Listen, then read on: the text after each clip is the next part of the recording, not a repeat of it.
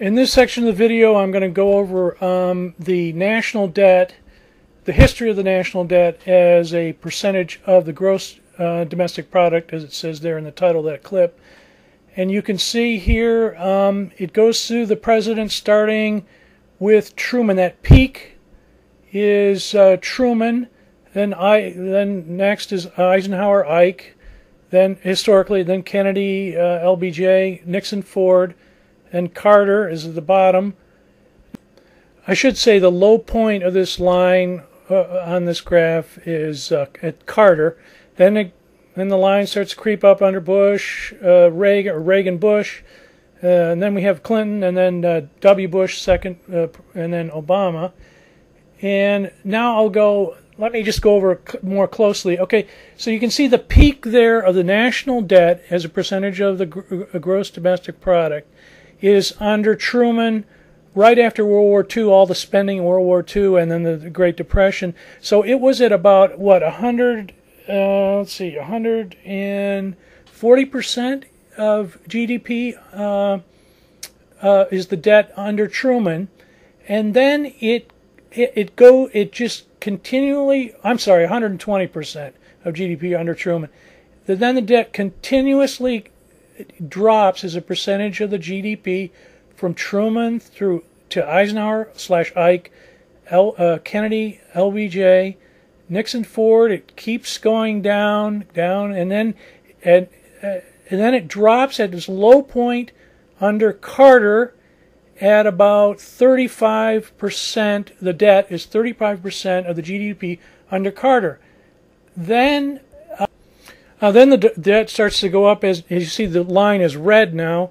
The national debt as a percentage of the GDP is going up under the great Ronald Magnus, that great Republican president. The debt is going up. Of course, Reagan is cutting taxes at this point, and the deficits are getting bigger. And you can see the red line goes up, and it goes up to so after Reagan and Bush 41, the debt has increased as a percentage of the GDP to about 70%, so 70% of gross domestic product. So it has almost doubled in size as a percent of the GDP. That's under the Republican presidents and the supply side economics and the tax cut stuff that didn't really work, the trickle down. Now you go to, okay, we're at President Clinton, Democrat, and the line turns black, from red to black. The deficit, or the debt, is stabilizing, and it's even falling as a percent of GDP. And then, of course, in the last 2 years, or last 3 years of Clinton, you actually had a budget surplus. So you not only balanced the budget, you had a surplus. Now Clinton had to raise taxes. He raised the top marginal rate slightly, and of course then there was no stupid tax cuts and no stupid wars under Bill Clinton either. So after the budget is balanced under Bill Clinton, you can see the line there in the upper right, the right corner. The line goes red again as the deficits get larger and the debt gets bigger under George W. Bush, the Republican president. So let's go over this. The debt as a percentage of the GDP is at an all-time low level under which president? The awful Democrat Jimmy Carter. It's 35% of the GDP. And when does it start to go up again? Where does that trough? You see the line where the trough? It goes up under Ronald Magnus Reagan and George Bush. They start blowing the deficit or the debt up. And then Clinton actually managed to balance the budget. And after Clinton has balanced the budget and come up with surpluses, what happens with the next Republican president, George W. Bush? Yeah, right. The debt goes up.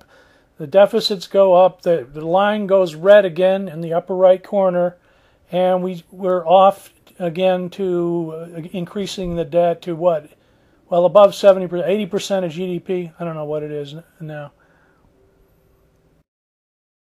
Okay, in this section of the video, I'm talking about the income tax and the top marginal tax rate for the tax rate for the richest Americans. So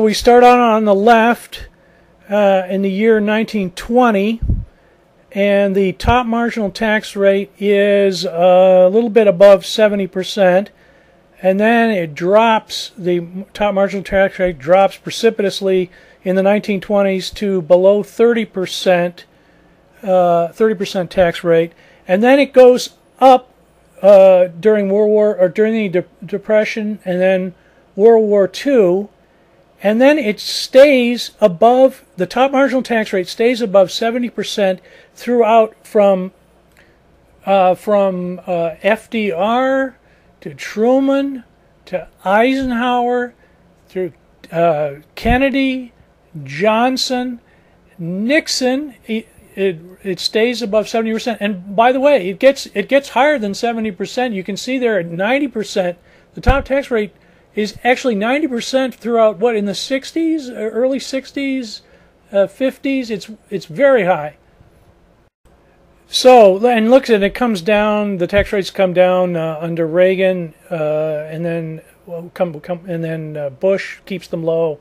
They bounce around a little bit, but you can see historically speaking, the top marginal tax rate is quite low. I mean, it's been way up high. It's been above 70% most of the time. It's been up to 90% for what, a decade.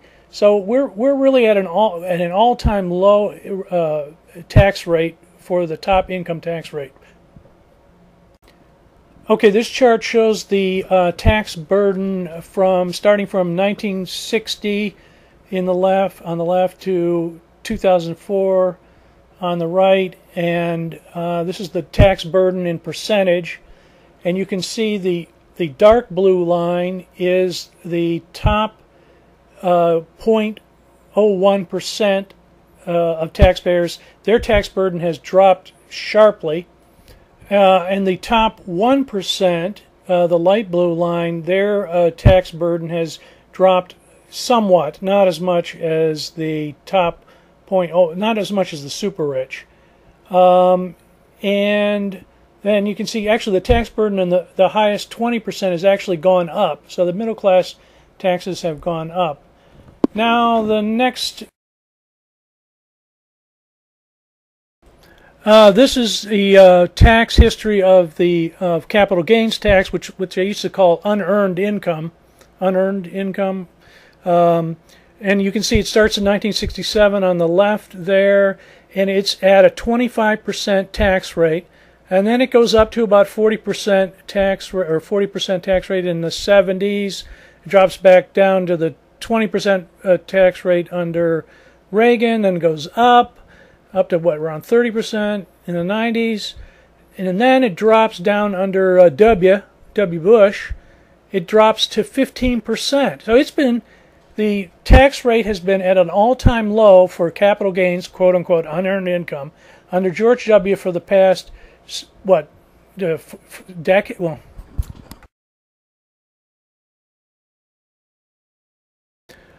so let's review. The income tax, the top income tax bracket, is at a near historic all-time low. The capital gains tax rate is at a near all-time low. So, are we really? And we're not. And I'm not even talking about estate. There is no estate tax, I don't think. And then corporate taxes. The effective corporate tax rate is at a near all-time low because they keep writing off stuff and getting tax returns. So this last chart here, I've got incoming money to the government and outgoing money to the government. The outgoing money is the red line, and you can see it's above the green line for most of the time. This starts in 1950, goes to 2010, and you can see the outlays for most of it. So we're spending more than we're taking in for. Spending is above the revenues from the late 70s, all the 80s, and about part of the 90s. And under Clinton, we actually balanced the budget. That's where the green line goes above the red line. And then we go back to overspending and undertaxing. So I would say we're certainly taxing less, probably undertaxing, and we're spending money on lots of things. But focus on the green line, which is revenue, incoming money. The revenues go up to about 20% of GDP under the end of Clinton's administration, beginning of George Bush administration. The green line is above the red line, which is outlays. And then it drops off. It's dropped off precipitously from 20% GDP to around 14.8% of GDP. That's incoming revenue. So that means we're not being taxed that much. Taxes are what, 14.8% of GDP. It looks, if anything, looks like we're undertaxed during this period.